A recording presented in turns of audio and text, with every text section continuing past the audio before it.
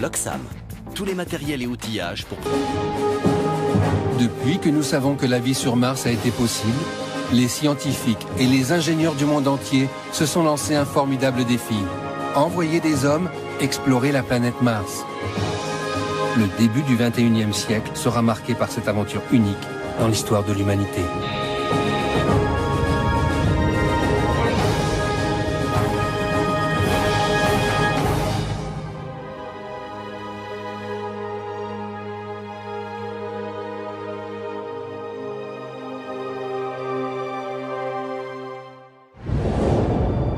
Prêt à l'entrée sur Mars. Stand-by. 3, 2, 1.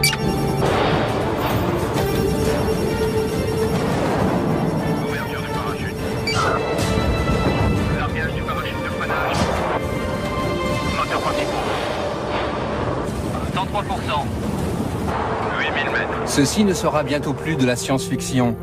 Au cours de ce siècle, des êtres humains vont vraiment partir en expédition vers la planète Mars. 6 mètres, moins 10 mètres. Train d'atterrissage.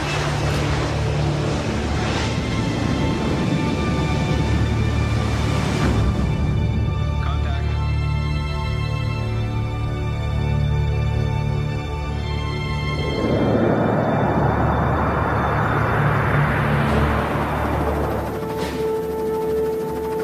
Aujourd'hui sur Terre, le compte à rebours de l'expédition la plus héroïque du XXIe siècle, l'exploration de Mars par les hommes, vient d'être déclenché.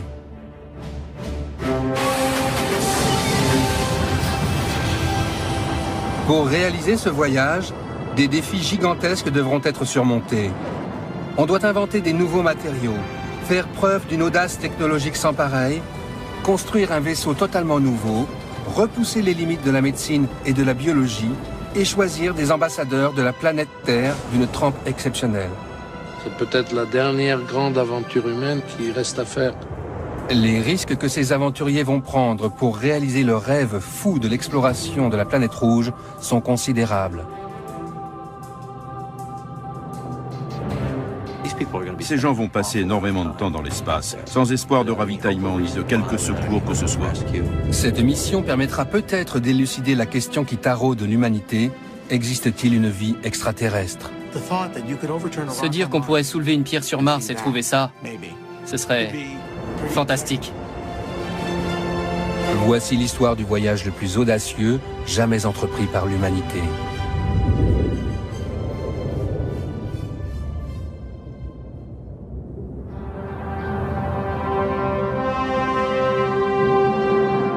L'exploration de la planète rouge a démarré il y a près d'un demi-siècle.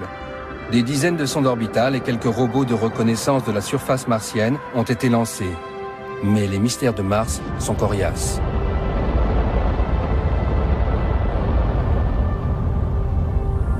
En 2003, l'Agence spatiale européenne a envoyé la sonde Mars Express, bourrée d'instruments sophistiqués et dotée d'une caméra stéréoscopique de haute résolution, faire un portrait beaucoup plus précis de la planète la plus proche de la Terre.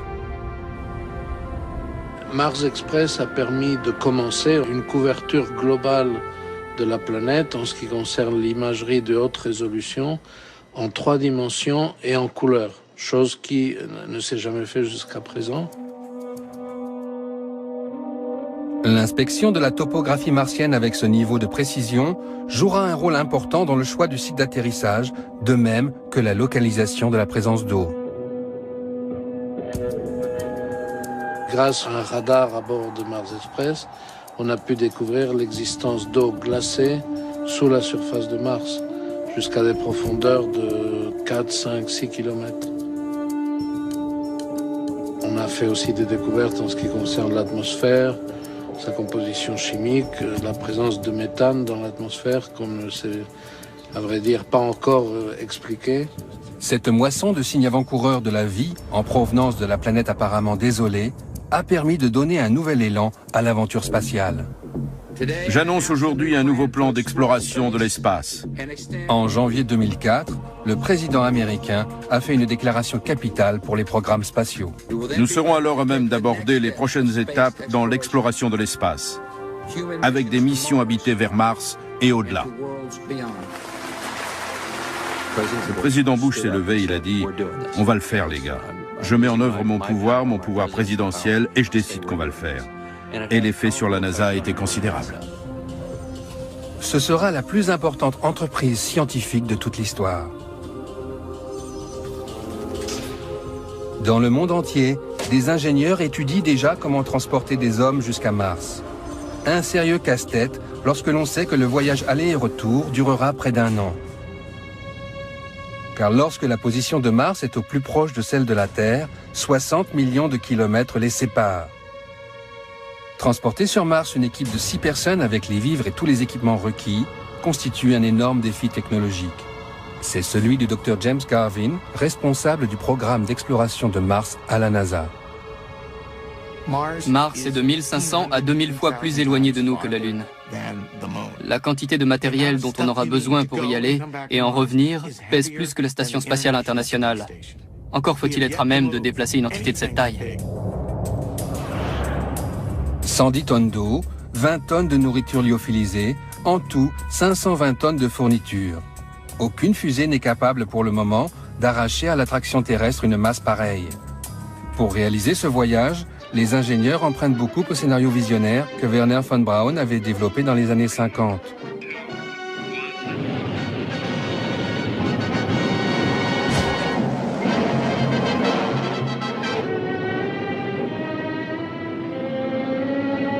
Notamment, l'idée de recourir à de multiples lancements pour acheminer sur l'orbite terrestre les éléments du vaisseau de transfert martien avant de l'assembler et de l'envoyer vers Mars.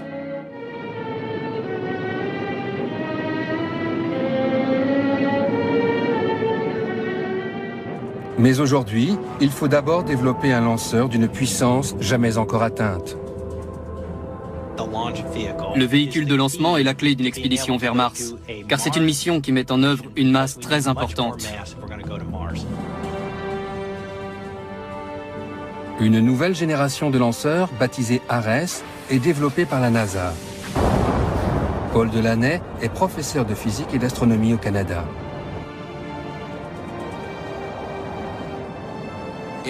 Ares sera le pivot de toute l'opération pour acheminer tous les composants dans l'espace au cours de la préparation du voyage vers Mars. Si Ares ne fonctionne pas bien, alors nous n'irons pas sur Mars. L'étape suivante consistera à construire en orbite le futur vaisseau martien. Des astronautes, aidés par des robots, mettront des mois à assembler ce gigantesque mécano.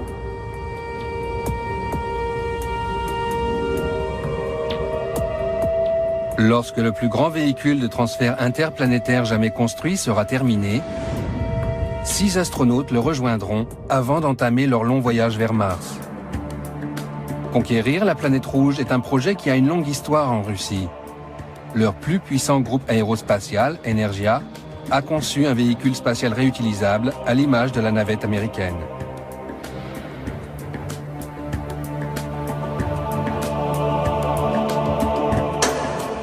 Il s'appelle Clipper. C'est le dernier fleuron de l'aéronautique russe, un pari technologique pour transformer l'espace en banlieue de la Terre. Clipper est doté des caractéristiques de navigation de base, mais comme il a des ailes, c'est un planeur. L'atterrissage sera comparable à celui d'un ULM. Le vaisseau Clipper est destiné à transporter des cosmonautes et des charges en orbite terrestre et à s'arrimer au vaisseau spatial interplanétaire.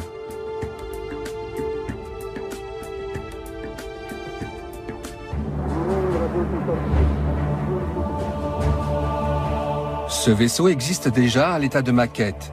Il a été construit sous la direction de Leonid Gorshkov. Les techniciens russes peuvent s'appuyer sur une expérience unique en aéronautique, acquise pendant près de 40 ans de vols habités.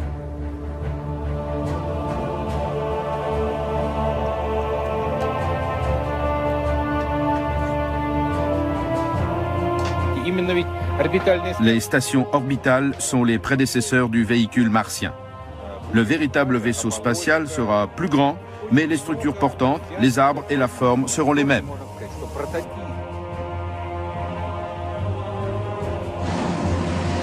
Les Russes ont de longue date adopté le scénario de Wernher von Braun. Eux aussi assembleront leur vaisseau martien dans l'espace après l'avoir acheminé en pièces détachées grâce à plusieurs lancements. Des quantités colossales de nourriture, d'équipements et de fournitures suivront à bord d'autres fusées.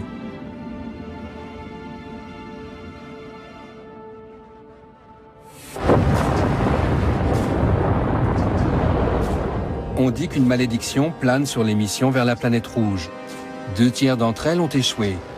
L'échec d'une mission habitée entraînerait la mort de 6 astronautes, un risque que personne ne veut courir.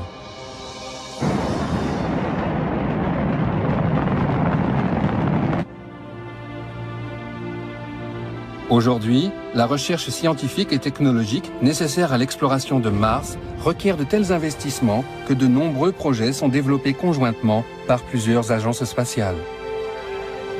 Je pense que cela va donner lieu à une véritable coopération internationale. Je ne crois pas qu'un pays, à lui seul, ait les moyens financiers ou techniques de faire cavalier seul. Ce serait de la pure folie que de vouloir faire bande à part.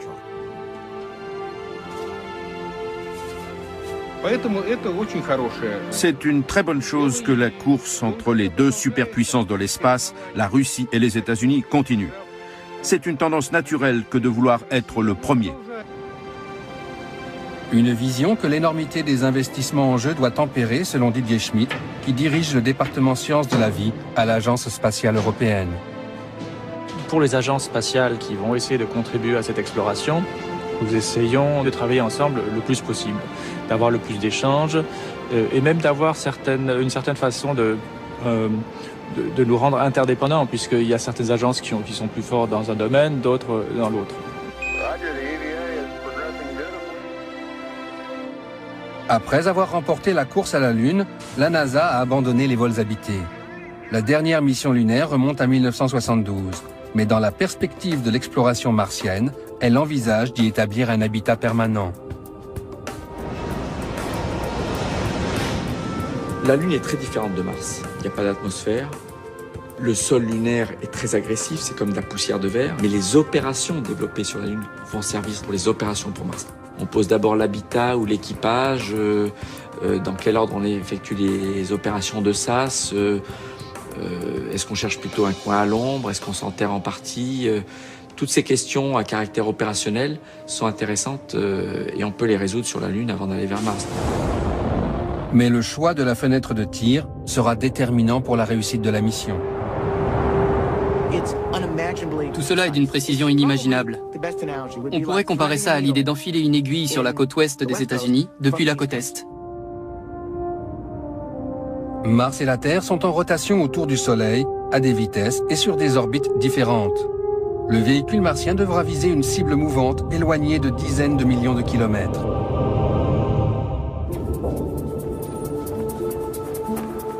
À l'Agence spatiale européenne comme dans les autres agences, on cherche à établir la meilleure trajectoire possible. Loredana Besson, ingénieure aérospatiale, dirige une équipe chargée de cette question cruciale. Pour faire simple, ce sera soit un saut de puce, soit un très long séjour. Comme nous le savons, le choix de la trajectoire déterminera la mission, car c'est lui qui dictera la durée du séjour dans l'espace. Il y a 2 possibilités. La première, partir pour Mars quand elle se trouve au plus proche de la Terre, c'est-à-dire environ 60 millions de kilomètres. C'est l'option qui demande le moins de carburant, or le carburant est lourd et c'est là un point positif. L'inconvénient, c'est que les astronautes ne pourront pas rentrer avant que Mars et la Terre soient à nouveau proches l'une de l'autre. Autrement dit, ils devront passer 18 mois sur la planète rouge.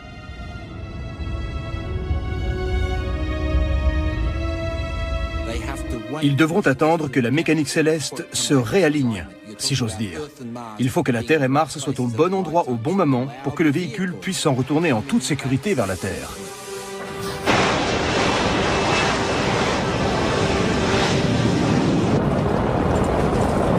Et il y a la deuxième possibilité, une mission plus courte, mais plus risquée. Le vaisseau spatial frôle Vénus et se sert de la gravité de la planète comme d'un lance-pierre, afin d'économiser du carburant. Mais le créneau qui permet de se caler sur Vénus est très bref. Si les astronautes le manquent, ils ne reviendront jamais. Il n'y a rien qui nous ramènera sur Terre. Les planètes se déplacent trop vite et nos fusées sont trop petites. À l'ESA, on pense que la deuxième option est trop risquée. Les astronautes devront donc passer 18 mois sur Mars sans pouvoir modifier la date de leur retour. 2, 1, and liftoff of Space Shuttle Discovery, beginning America's... La première phase de toutes les missions, le décollage, est essentielle. C'est la poussée développée par le lanceur qui arrache la fusée à l'attraction terrestre. Les moteurs qui permettent cette poussée utilisent la propulsion chimique et consomment des tonnes de carburant. Or, dans l'espace, le poids est l'ennemi numéro 1. Stan Borowski, ingénieur à la NASA, travaille sur un système de propulsion nucléaire qui offrirait l'avantage d'éliminer les problèmes de masse causés par les propulseurs conventionnels. L'avantage du nucléaire, c'est qu'il est 2 fois plus performant que les meilleures fusées à propulsion chimique. C'est-à-dire qu'il faut moins de carburant et moins de lanceurs lourds. Sur le papier, l'hypothèse est séduisante. Moins de rotation entre la Terre et l'orbite où on doit assembler le vaisseau représente beaucoup d'économies. Si on envisage une exploration spatiale durable, la propulsion nucléaire représente sur le long terme une solution plus efficace, surtout si l'on veut ouvrir le système solaire à l'humanité. Mars 1, prêt pour injection transmartienne. Reçu. Prêt pour la mise à feu. Quelques jours après avoir quitté l'orbite terrestre, le premier équipage en route pour Mars dépassera la frontière, au-delà de laquelle jamais aucun être humain ne s'est aventuré. Les astronautes qui étaient sur la Lune n'étaient qu'à quelques heures de la Terre si, à un moment donné, ils devaient interrompre leur mission et décider de rentrer. Mais on ne peut pas, en partance vers Mars, au milieu du voyage, se dire « j'arrête, je fais demi-tour là, maintenant, et je commence à prendre de la vitesse pour revenir ». C'est pas possible. Si la moindre panne survient, l'équipage disparaîtra à tout jamais dans les profondeurs de l'espace. L'histoire de l'exploration spatiale est marquée par plusieurs tragédies. Celle survenue à la navette spatiale Challenger en 1986 a frappé tous les esprits. On a vu malheureusement 2 accidents de la navette américaine. C'est une réalité. Plus la technologie avance, plus les choses sont compliquées et une mission martienne est extrêmement compliquée. Plus on ajoute des tout petits risques un peu partout, mais quand vous les mettez ensemble, grosso modo, on admet aujourd'hui qu'un risque d'aller-retour sur Mars est entre 1 et 2%. Ça n'est pas négligeable, mais c'est exactement le risque que prennent tous les pilotes de chasse tous les jours quand ils vont aller faire leurs exercices. De nombreux astronautes ont payé de leur vie l'exploration de l'espace.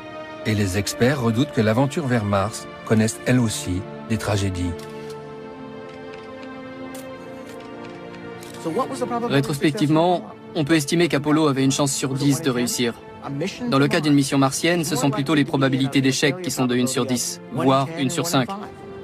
La durée du voyage vers Mars représente à elle seule un facteur de risque inédit. Plus vous restez longtemps dans l'espace, plus le risque d'avoir à un moment donné la météorite qui fait un trou dans la coque du vaisseau est important, plus le risque de panne est élevé. Une voiture, elle finit par tomber en panne au bout d'un moment. C'est pareil dans l'espace. Cependant, l'un des plus grands dangers qui guettent la mission est lié au confinement et à la promiscuité auxquels seront soumis les astronautes pendant l'expédition. 6 personnes réussiront-elles à partager un tout petit espace pendant plus de 1000 jours sans risquer la crise de nerfs? Le témoignage de Jerry Linenger, qui a passé 5 mois à bord de la station Mir, n'est pas complètement rassurant. Pendant la période que j'ai passée sur Mir, ça a été un choc de constater combien je me suis senti isolé, coupé du monde, seul avec moi-même, et aussi de me rendre compte à quel point j'étais vulnérable. On nous demande des performances de haut niveau, mais le côté psychologique ne cesse de vous miner. J'ai vu de sérieux problèmes psychologiques se développer. L'ennui sera aussi au menu des astronautes au cours de leur voyage vers Mars. Les jours se succèdent avec leurs procédures routinières et leurs inévitables exercices physiques. Comment conserver l'équipage parfaitement concentré et parfaitement opérationnel? Dans un vaisseau martien qui part pour très longtemps, très loin, il faut inclure un simulateur. Et régulièrement, l'équipage aura une séance de simulation. Alors un jour, ce sera la rentrée sur Mars. Le jour suivant, ce sera la mise en place de l'habitat. Le jour suivant, ce sera les sorties sur Mars par réalité virtuelle.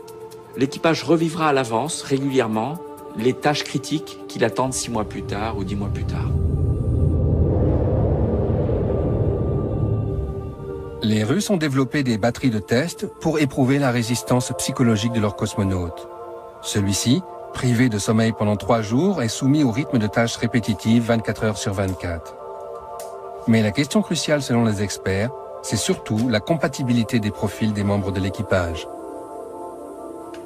Si l'on peut résoudre le problème de réunir un équipage idéal, la mission martienne sera couronnée de succès. Si nous commettons une erreur, surgiront des conflits qui tueront l'équipage aussi sûrement qu'une maladie. Parmi les rares situations analogues sur Terre, il y a les missions scientifiques qui se déroulent en Antarctique. La station franco-italienne Concordia combine plusieurs caractéristiques intéressantes. L'isolement dans un milieu hostile et une équipe restreinte de scientifiques confinés pendant plus de 12 mois. Dans aucune base antarctique aujourd'hui, on a une telle analogie avec les missions martiennes, puisque cette base-là est à 1200 km des côtes. Elle est sur un plateau qui s'élève donc à 3250 mètres d'altitude. Et l'avantage aussi, c'est que pendant 9 mois, cette base est inaccessible. Les astronomes, les climatologues et les plombiers de la base Concordia vont donc jouer le rôle de cobayes pour les psychologues de l'Agence spatiale européenne. Pour nous, c'est intéressant parce que tous les ans, on va changer les équipages. Et au bout de 20 ans, on aura beaucoup de recul pour savoir quels sont les profils psychologiques qui sont les meilleurs, qui sont adaptés à la vie en communauté sur la longue durée dans des environnements extrêmement confinés.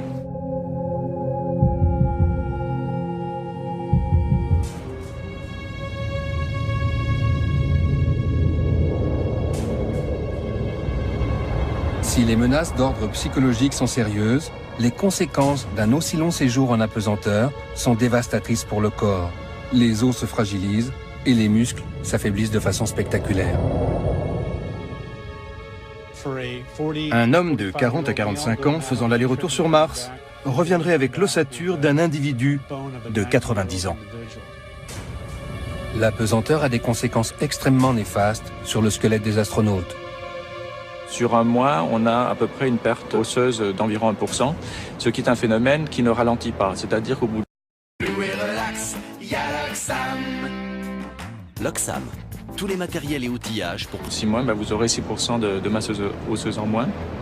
Ce qui est beaucoup plus inquiétant, c'est que la microstructure de l'os change, ce qui fait qu'au bout de 6, 7, 8 mois, on a un réel risque de ce qu'on appelle les fractures de fatigue. Des contre-mesures devront être élaborées pour maintenir les os dans un état suffisamment solide. Mais il faudra aussi lutter contre les effets qui affectent les muscles. Et d'après Jerry Linenger, qui a passé 132 jours à bord de la station Mir, les conséquences sont là aussi redoutables. Ça m'a fait un choc quand je me suis rendu compte que j'avais perdu 65% de ma force et 13 à 14% de ma masse osseuse au niveau des membres inférieurs. Le moyen le plus efficace de lutter contre les méfaits de l'apesanteur consiste à créer de la gravité artificiellement dans le vaisseau. Stan Borowski planche sur une solution, mettre le vaisseau en rotation dans l'espace comme une hélice. Après la mise à feu primaire pour s'arracher à l'attraction terrestre, on largue le réservoir à combustible. Alors on positionne le véhicule en se servant des petits propulseurs situés à l'arrière et à l'avant du vaisseau pour le faire tourner comme l'hélice d'un avion. Ce faisant, nous pourrions créer une gravité artificielle pour l'équipage. Sans recréer la gravité artificielle à bord d'un vaisseau, on ne peut pas pallier à tous les effets secondaires et tous les effets néfastes sur l'équipage du point de vue de la santé. C'est essentiel de refaire au moins la gravité 1G, sinon plus. Les dégâts causés par l'apesanteur sont bien plus faciles à maîtriser que les menaces qui planent à l'extérieur du vaisseau spatial. Tout particulièrement les énormes tempêtes solaires et le rayonnement cosmique. Ces deux sources de radiation risquent de provoquer des dégâts considérables chez les astronautes qui vont transiter pendant près d'1 an dans l'espace. Leurs corps seront littéralement bombardés par une variété de projectiles invisibles. Alors les radiations, c'est très souvent soit des ondes électromagnétiques ou alors des particules à très haute vitesse. qui vont casser des fragments de gènes, qui vont même casser complètement des chromosomes en fonction de la vitesse et donc de la matière initiale qui va arriver dans une cellule. Dans les quelques jours qui suivent, vous allez être à l'agonie, vous allez avoir énormément de problèmes de santé et jusqu'à la mort. C'est inéluctable avec certaines doses. Pour Jeffrey Hoffman, ex-astronaute, la solution est une idée tout droit sortie des romans de science-fiction. Envelopper le véhicule martien dans un champ de force. La radiation existe. Le corps humain n'aime pas ça. Si nous voulons devenir un jour une civilisation voyageant dans l'espace, une protection contre les rayons devra faire partie de l'équation.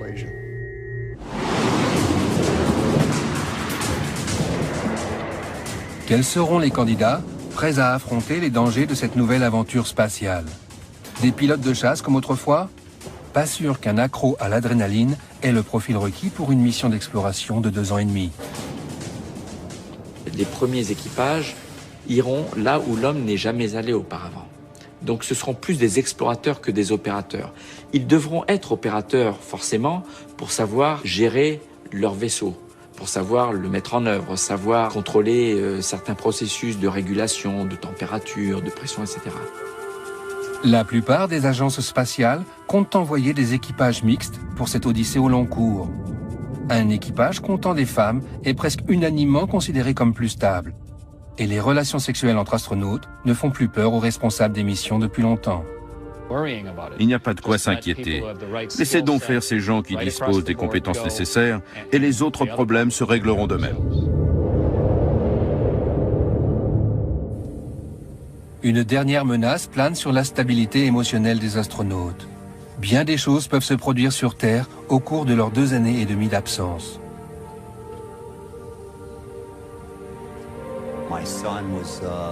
Mon fils avait un peu plus d'1 an et demi. Ma femme était enceinte. Et la question qui se pose, c'est « Et s'il arrivait quelque chose à votre famille sur Terre, est-ce qu'on va vous envoyer un message vous annonçant que vous avez perdu votre fils ?» Ce serait dur. J'en ai la gorge serrée rien que d'y penser. À mesure que le vaisseau s'éloigne de la Terre, les astronautes ne peuvent plus compter que sur eux-mêmes. Aujourd'hui, autour de la Terre, à bord de la Station Spatiale Internationale, où les astronautes qui étaient sur la Lune, à 1 seconde près, peuvent poser une question et avoir dans la foulée la réponse. Il peut y avoir un échange.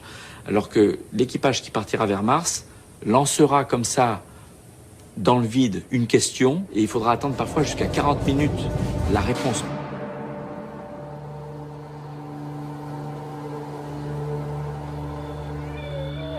Les observations des sondes Viking, qui les premières se sont posées sur la surface de Mars au milieu des années 70, n'étaient guère une invitation à entreprendre la grande aventure. Viking a mené des expériences pour déterminer la présence de vie, c'est-à-dire de vie microbienne. Et à l'issue de la mission, il semblait bien que Mars fût un désert stérile et polaire. Mars est une planète extrêmement hostile. Il y règne une désolation indicible, un froid insupportable. Son relief est tourmenté, les volcans immenses succèdent aux canyons gigantesques, et sa surface est balayée par de redoutables tempêtes de poussière.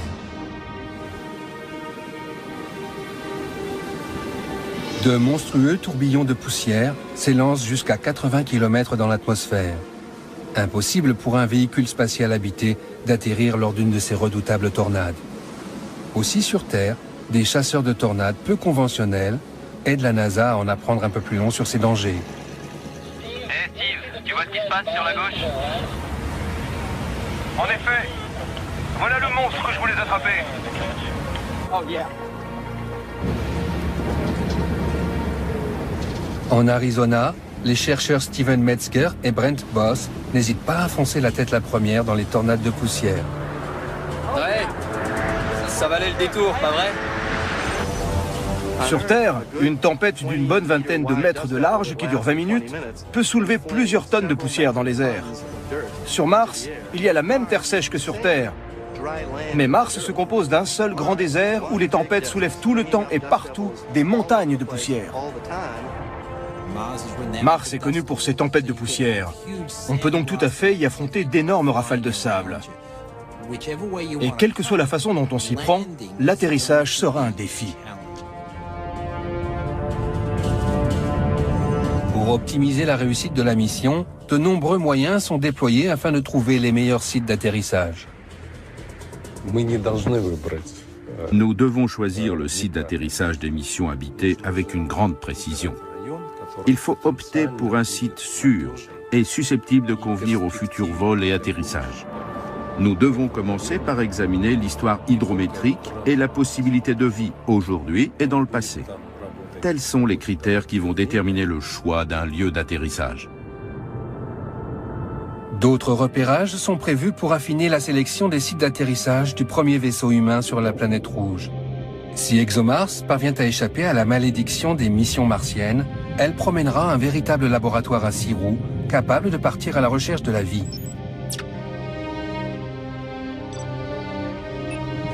On se trouve alors en orbite et on attend les meilleures conditions pour nous poser. Sur Mars, il y a des saisons avec de gigantesques tempêtes de poussière. Et elles peuvent sérieusement endommager tout ce qui est atterri ou bien se trouve déjà sur la surface.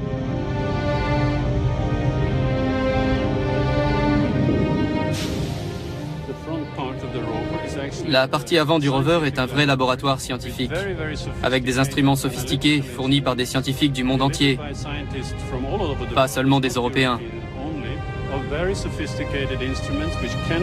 Ces instruments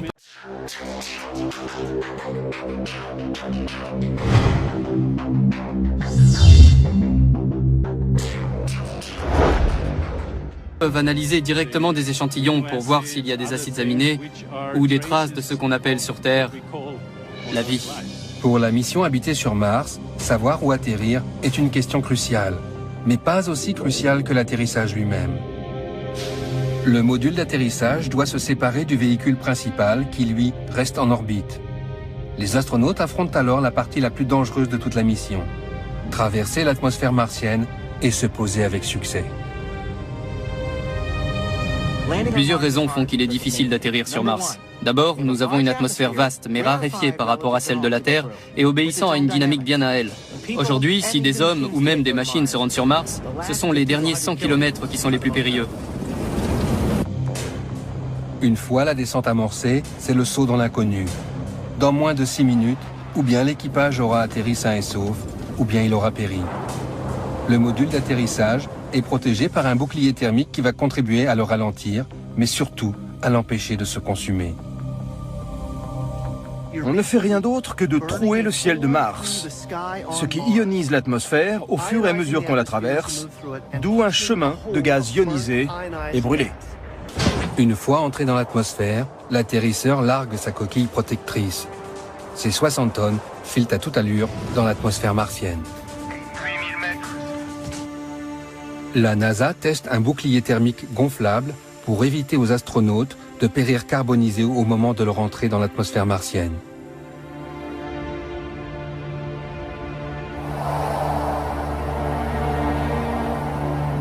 Compris, on passe en mode secondaire. On prend le vent.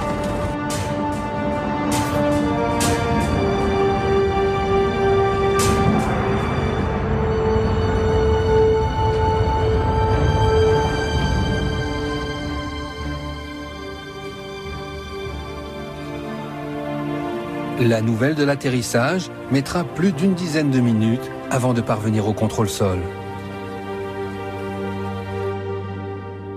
En fait, nous devrons fonctionner hors circuit, ce qui signifie que les contacts avec la Terre, Houston, l'Europe ou qui que ce soit ne nous seront d'aucune aide. Nous serons livrés à nous-mêmes. Vous avez le feu vert pour la sortie.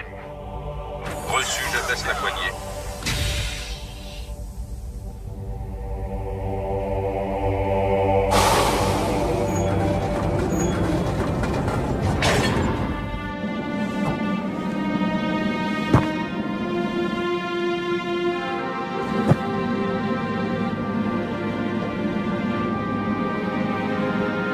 Les premiers humains qui parcourront Mars découvriront une planète qui, malgré les apparences, n'en partage pas moins certaines ressemblances avec la Terre. Le Soleil se lève à l'est et une journée martienne ne dure que 40 minutes de plus que son homologue terrestre. En revanche, la gravité sur Mars ne représente qu'un tiers de celle de la Terre et son atmosphère extrêmement ténue, composée essentiellement d'oxyde de carbone, est toxique.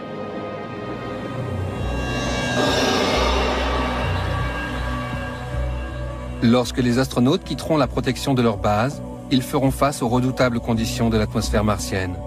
Sans un scaphandre approprié, ils ne survivront ni à l'atmosphère toxique, ni au froid. Pour travailler dans cet environnement hostile, ils devront être équipés d'une super combinaison de l'espace.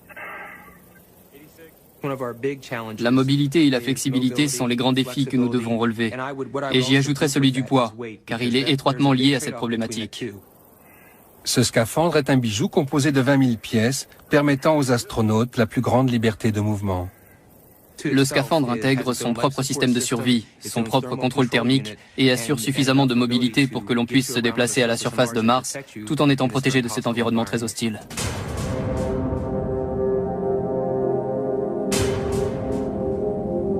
La mission principale des astronautes consistera à partir à la recherche de traces de vie.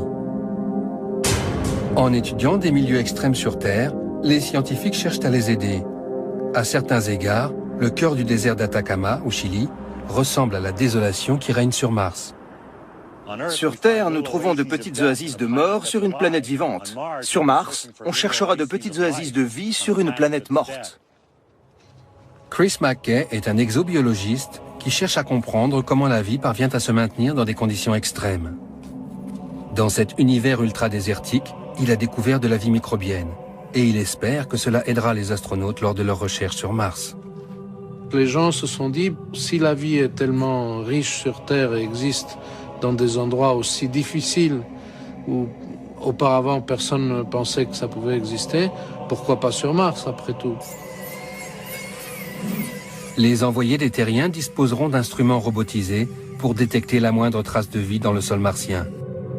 Mais depuis qu'on a découvert que certaines bactéries se nourrissent de roches, on imagine que la vie s'est peut-être réfugiée au fond d'immenses tunnels de lave. Si l'on trouve de la vie sur Mars, cela risque de poser un nouveau problème. Que faire si l'un de ces microbes s'avère dangereux, voire mortel pour les humains? Que se passera-t-il si un agent pathogène martien est rapporté sur Terre? John Rummel, exobiologiste à la NASA, veille sur la sécurité sanitaire des terriens.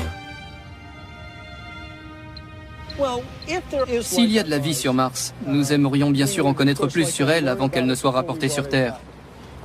Il y a peu de chances pour que cela soit un risque pathogène pour les humains, mais il pourrait s'agir d'un microbe que notre système immunitaire ne sache pas reconnaître, ou de quelque chose qui pose problème à l'environnement. C'est pourquoi nous tenons à ce que ces choses-là soient rapportées en toute sécurité. Afin d'éviter toute contamination, les astronautes devront observer une période de quarantaine à leur retour de Mars, comme les héros de la conquête de la Lune l'ont fait avant eux. Après 2 ans et demi loin de leur famille, il leur faudra tenir bon encore quelques temps dans une unité de confinement.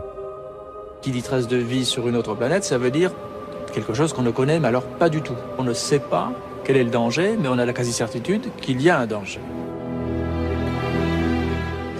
Pendant ce temps, dans le Grand Nord canadien, Pascal Lee, chercheur à la NASA, teste les meilleurs scénarios de la recherche de l'eau sur Mars.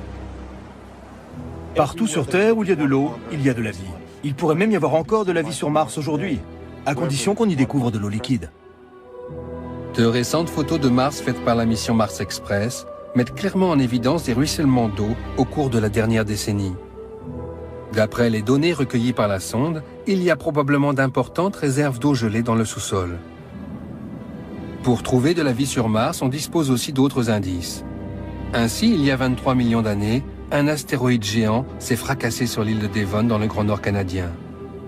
La collision a créé un gigantesque cratère en pulvérisant et projetant des millions de tonnes de roches alentour.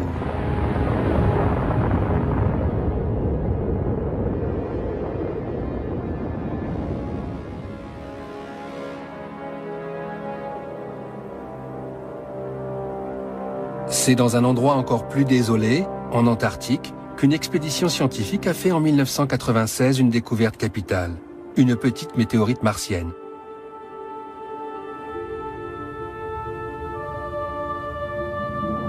À l'intérieur, d'infimes traces que certains chercheurs considèrent comme des empreintes de bactéries martiennes. Une polémique entoure ces microscopiques alignements de minéraux, mais ils ont indiscutablement relancé la spéculation sur une vie extraterrestre.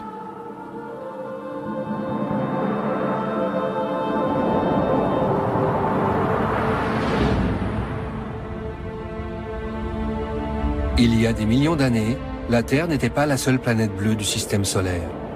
Mars aussi était couverte d'eau.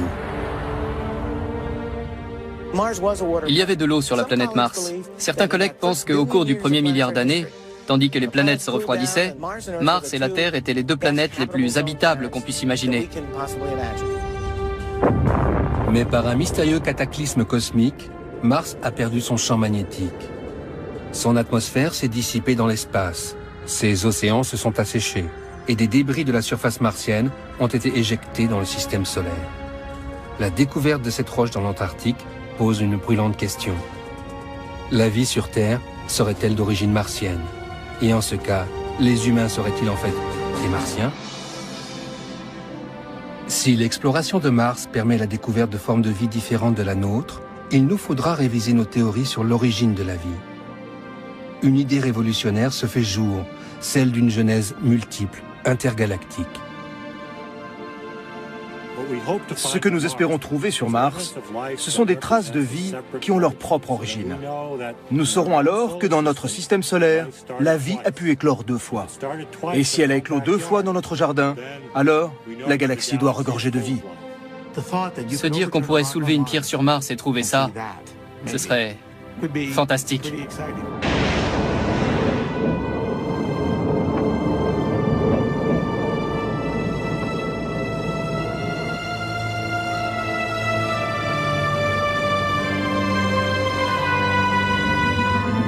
La base martienne du XXIe siècle deviendra une petite colonie, réalisant ce rêve humain d'habiter un territoire jadis interdit. Ce premier voyage sera peut-être le premier pas vers une occupation humaine de Mars. La science moderne rêve de pouvoir faire reverdir la planète rouge. C'est un sérieux défi. Un jour viendra où peut-être nous devrons fuir la Terre. C'est que si une comète ou un astéroïde nous fonce dessus maintenant, on ne sera pas plus avancé que les dinosaures. Tout ce qu'on pourra faire, c'est regarder ce qui nous arrive avec un air idiot.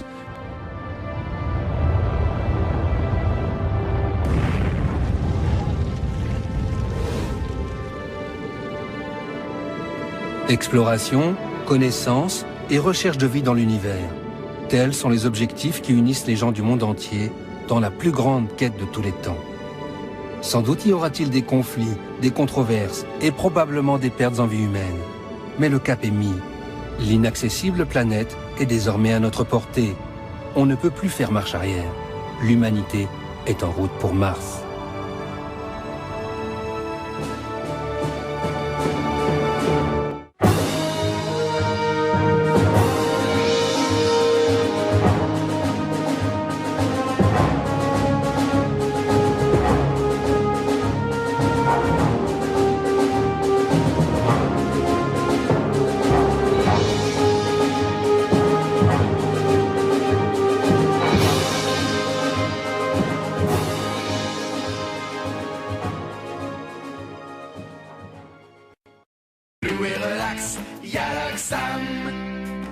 Loxam, tous les matériels et outillages pour professionnels et particuliers. Louer Loxam, c'est le numéro 1 en France. Louer relax, y'a Loxam. Financier ou technique, de faire cavalier seul. Ce serait de la pure folie que de vouloir faire bande à part.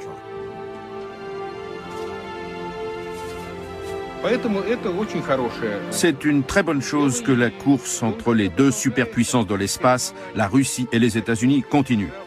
C'est une tendance naturelle que de vouloir être le premier. Une vision que l'énormité des investissements en jeu doit tempérer, selon Didier Schmidt, qui dirige le département sciences de la vie à l'Agence spatiale européenne. Pour les agences spatiales qui vont essayer de contribuer à cette exploration, nous essayons de travailler ensemble le plus possible, d'avoir le plus d'échanges et même d'avoir une certaine façon de nous rendre interdépendants, puisqu'il y a certaines agences qui sont plus fortes dans un domaine, d'autres dans l'autre. Après avoir remporté la course à la Lune, la NASA a abandonné les vols habités. La dernière mission lunaire remonte à 1972, mais dans la perspective de l'exploration martienne, elle envisage d'y établir un habitat permanent. La Lune est très différente de Mars. Il n'y a pas d'atmosphère. Le sol lunaire est très agressif, c'est comme de la poussière de verre, mais les opérations développées sur la Lune vont servir pour les opérations pour Mars. On pose d'abord l'habitat ou l'équipage, dans quel ordre on effectue les opérations de SAS, est-ce qu'on... Une vision que l'énormité des investissements en jeu doit tempérer, selon Didier Schmidt, qui dirige le département sciences de la vie à l'Agence spatiale européenne. Pour les agences spatiales qui vont essayer de contribuer à cette exploration, nous essayons de travailler ensemble le plus possible, d'avoir le plus d'échanges et même d'avoir une certaine façon de nous rendre interdépendants, puisqu'il y a certaines agences qui sont plus fortes dans un domaine, d'autres dans l'autre. Après avoir remporté la course à la Lune, la NASA a abandonné les vols habités. La dernière mission lunaire remonte à 1972, mais dans la perspective de l'exploration martienne, elle envisage d'y établir un habitat permanent. La Lune est très différente de Mars. Il n'y a pas d'atmosphère. Le sol lunaire est très agressif, c'est comme de la poussière de verre. Mais les opérations développées sur la Lune vont servir pour les opérations pour Mars. On pose d'abord l'habitat ou l'équipage, dans quel ordre on effectue les opérations de SAS, est-ce qu'on cherche plutôt un coin à l'ombre, est-ce qu'on s'enterre en partie. Toutes ces questions à caractère opérationnel sont intéressantes et on peut les résoudre sur la Lune avant d'aller vers Mars. Mais le choix de la fenêtre de tir sera déterminant pour la réussite de la mission. Tout cela est d'une précision inimaginable. On pourrait comparer ça à la première dans les tornades de poussière. Ouais, ça valait le détour, pas vrai? Sur Terre, une tempête d'une bonne vingtaine de mètres de large qui dure 20 minutes peut soulever plusieurs tonnes de poussière dans les airs. Sur Mars, il y a la même terre sèche que sur Terre. Mais Mars se compose d'un seul grand désert où les tempêtes soulèvent tout le temps et partout des montagnes de poussière. Mars est connu pour ses tempêtes de poussière. On peut donc tout à fait y affronter d'énormes rafales de sable. Et quelle que soit la façon dont on s'y prend, l'atterrissage sera un défi. Pour optimiser la réussite de la mission, de nombreux moyens sont déployés afin de trouver les meilleurs sites d'atterrissage. Nous devons choisir le site d'atterrissage des missions habitées avec une grande précision. Il faut opter pour un site sûr et susceptible de convenir aux futurs vols et atterrissages. Nous devons commencer par examiner l'histoire hydrométrique et la possibilité de vie aujourd'hui et dans le passé. Tels sont les critères qui vont déterminer le choix d'un lieu d'atterrissage. D'autres repérages sont prévus pour affiner la sélection des sites d'atterrissage du premier vaisseau humain sur la planète rouge. Si ExoMars parvient à échapper à la malédiction des missions martiennes, elle promènera un véritable laboratoire à 6 roues, capable de partir à la recherche de la vie.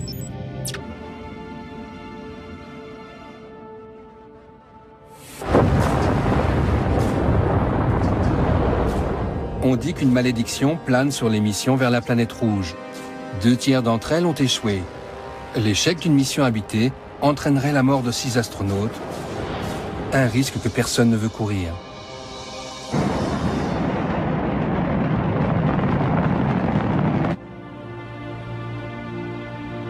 Aujourd'hui, la recherche scientifique et technologique nécessaire à l'exploration de Mars requiert de tels investissements que de nombreux projets sont développés conjointement par plusieurs agences spatiales. Je pense que cela va donner lieu à une véritable coopération internationale. Je ne crois pas qu'un pays, à lui seul, ait les moyens financiers ou techniques de faire cavalier seul. Ce serait de la pure folie que de vouloir faire bande à part.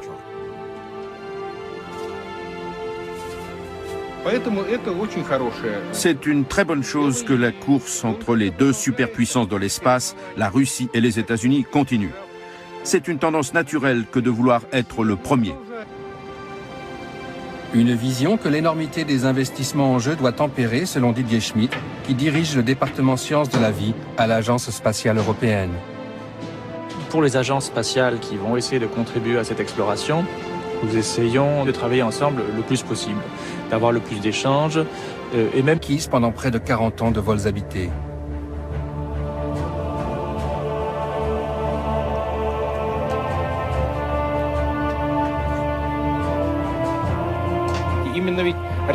Les stations orbitales sont les prédécesseurs du véhicule martien.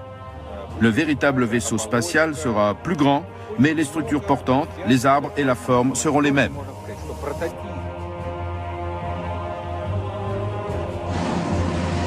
Les Russes ont de longue date adopté le scénario de Wernher von Braun. Eux aussi assembleront leur vaisseau martien dans l'espace après l'avoir acheminé en pièces détachées grâce à plusieurs lancements. Des quantités colossales de nourriture, d'équipements et de fournitures suivront à bord d'autres fusées.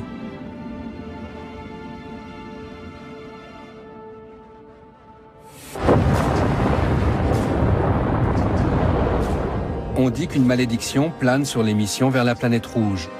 2 tiers d'entre elles ont échoué. L'échec d'une mission habitée entraînerait la mort de 6 astronautes, un risque que personne ne veut courir.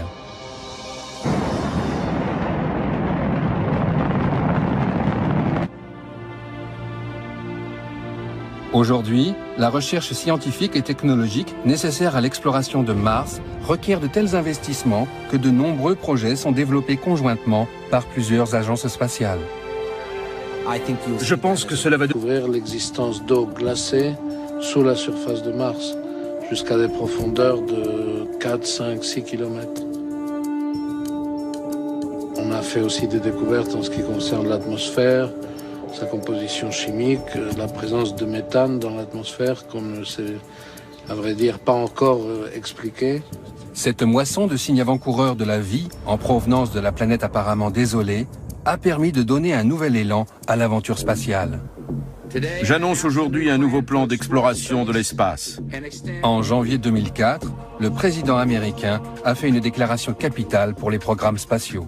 Nous serons alors à même d'aborder les prochaines étapes dans l'exploration de l'espace, avec des missions habitées vers Mars et au-delà. Le président Bush s'est levé, il a dit « On va le faire, les gars. Je mets en œuvre mon pouvoir présidentiel, et je décide qu'on va le faire. » Et l'effet sur la NASA a été considérable. Ce sera la plus importante entreprise scientifique de toute l'histoire. Dans le monde entier, des ingénieurs étudient déjà comment transporter des hommes jusqu'à Mars.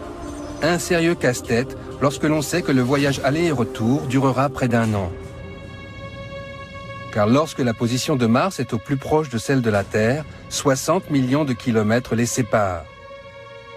Transporter sur Mars une équipe de 6 personnes. Notamment, l'idée de recourir à de multiples lancements pour acheminer sur l'orbite terrestre les éléments du vaisseau de transfert martien avant de l'assembler et de l'envoyer vers Mars.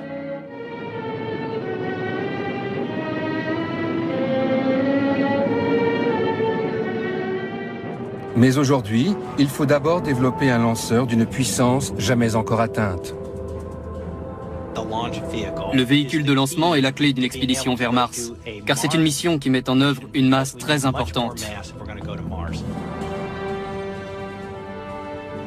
Une nouvelle génération de lanceurs, baptisée Ares, est développée par la NASA. Paul Delaney est professeur de physique et d'astronomie au Canada.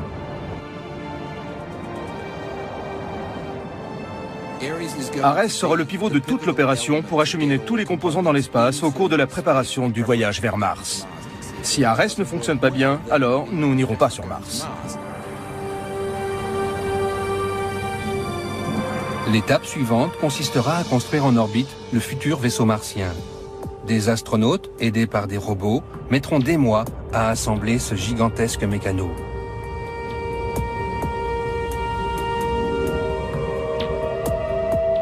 Lorsque le plus grand véhicule de transfert interplanétaire jamais construit sera terminé, 6 astronautes le rejoindront à leur tragédie.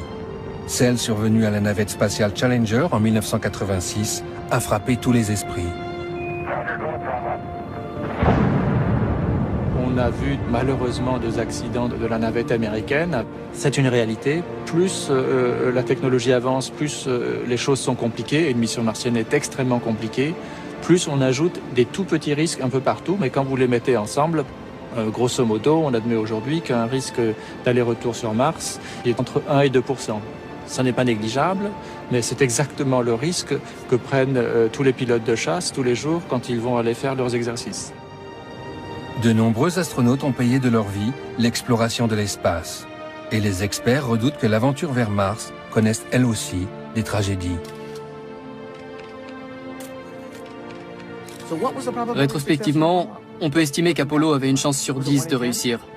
Dans le cas d'une mission martienne, ce sont plutôt les probabilités d'échec qui sont de 1 sur 10, voire 1 sur 5.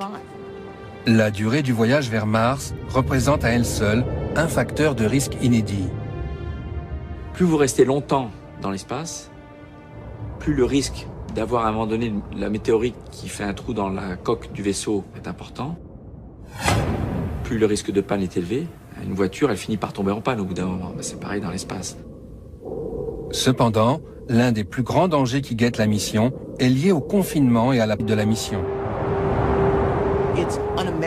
Tout cela est d'une précision inimaginable. On pourrait comparer ça à l'idée d'enfiler une aiguille sur la côte ouest des États-Unis depuis la côte est. Mars et la Terre sont en rotation autour du Soleil, à des vitesses et sur des orbites différentes. Le véhicule martien devra viser une cible mouvante éloignée de dizaines de millions de kilomètres.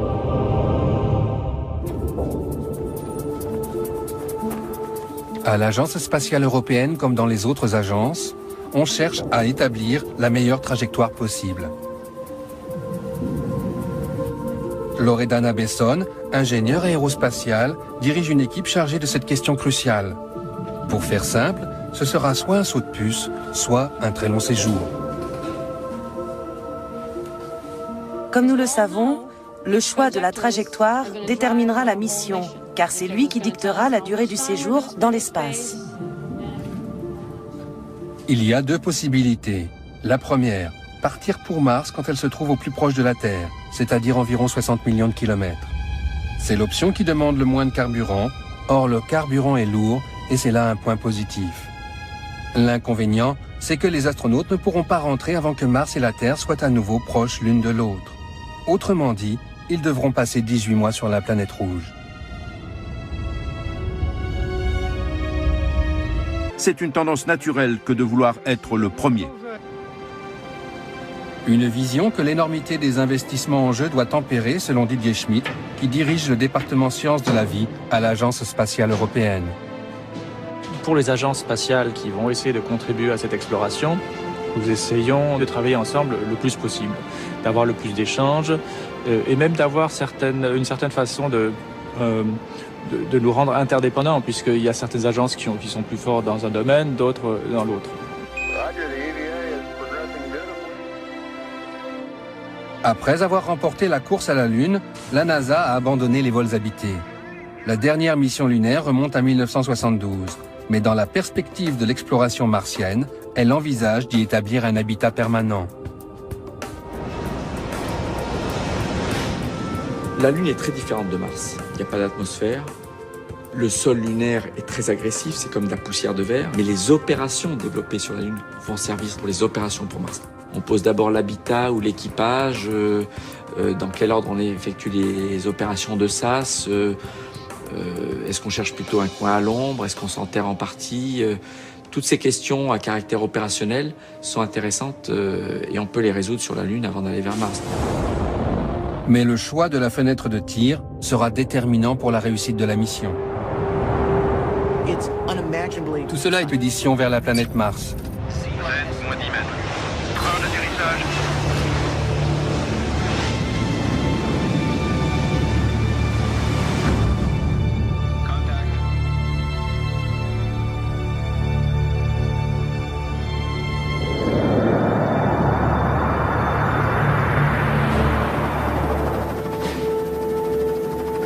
Aujourd'hui sur Terre, le compte à rebours de l'expédition la plus héroïque du XXIe siècle, l'exploration de Mars par les hommes, vient d'être déclenché.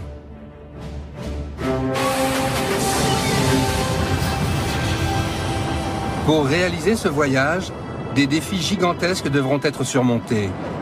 On doit inventer des nouveaux matériaux, faire preuve d'une audace technologique sans pareille, construire un vaisseau totalement nouveau, repousser les limites de la médecine et de la biologie, et choisir des ambassadeurs de la planète Terre d'une trempe exceptionnelle. C'est peut-être la dernière grande aventure humaine qui reste à faire.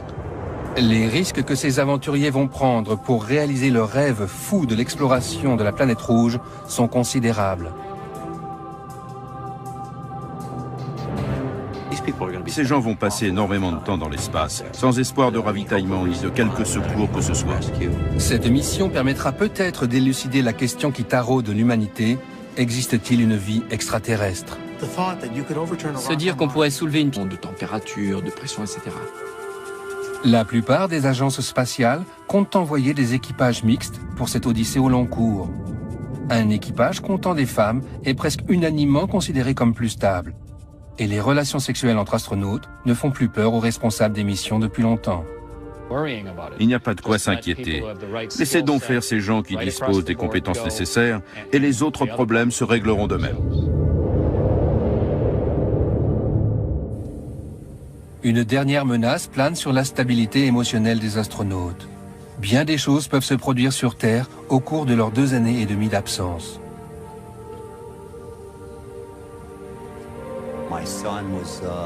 Mon fils avait un peu plus d'1 an et demi. Ma femme était enceinte. Et la question qui se pose, c'est « Et s'il arrivait quelque chose à votre famille sur Terre? Est-ce qu'on va vous envoyer un message vous annonçant que vous avez perdu votre fils ?» Ce serait dur. J'en ai la gorge serrée rien que d'y penser. À mesure que le vaisseau s'éloigne de la Terre, les astronautes ne peuvent plus compter que sur eux-mêmes. Aujourd'hui, autour de la Terre, à bord de la Station Spatiale Internationale, où les astronautes qui étaient sur la Lune, à 1 seconde près, peuvent poser une question et avoir dans la foulée la réponse. Il peut y avoir un échange. Alors que l'équipage qui partira vers Mars lancera comme ça, dans le vide, une question, et il faudra attendre parfois jusqu'à 40 minutes la réponse.